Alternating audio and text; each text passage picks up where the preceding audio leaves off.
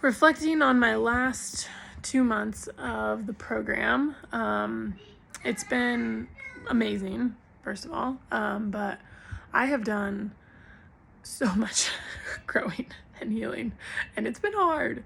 It's been very important and very wonderful, and also very hard. The reflecting on decolonization and racism and appropriation and everything we've learned surrounding that has been really eye-opening, that I've lived within a bubble my whole life. I've lived up in the Pacific Northwest and Alaska and Montana, and it's not very culturally diverse here, and that has created a very interesting echo chamber that I've existed in. So this has been really eye-opening and has forced me to do some really big reflecting on how I show up in the world.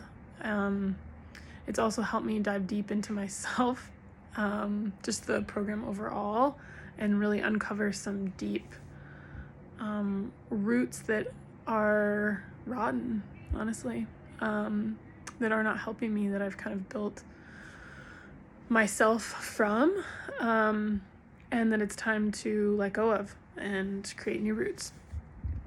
Two of the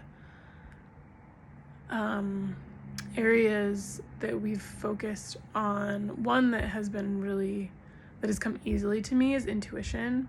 In my coaching with my partner, Shante, I have noticed that when I'm able to sit in presence and really wholehearted listening,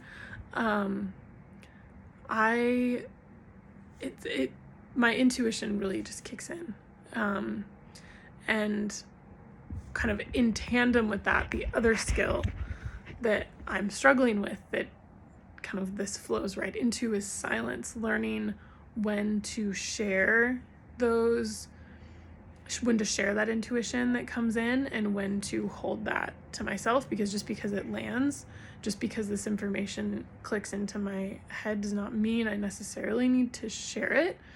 And so learning when to hold silence, learning when to share those versus keep those pieces of information that land.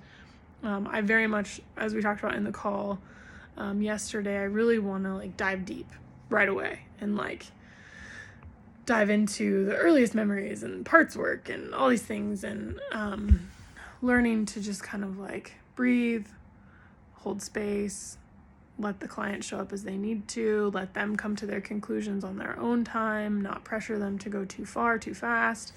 That's something that's hard for me, and that I think I've handled it decently well in my practice coaching, but I find myself being really pulled to share.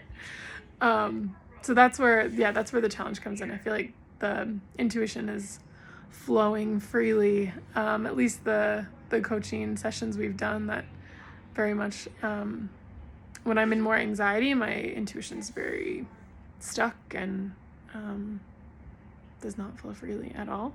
But I've been able to kind of set anxiety aside in my coaching session so far, and it's been really wonderful.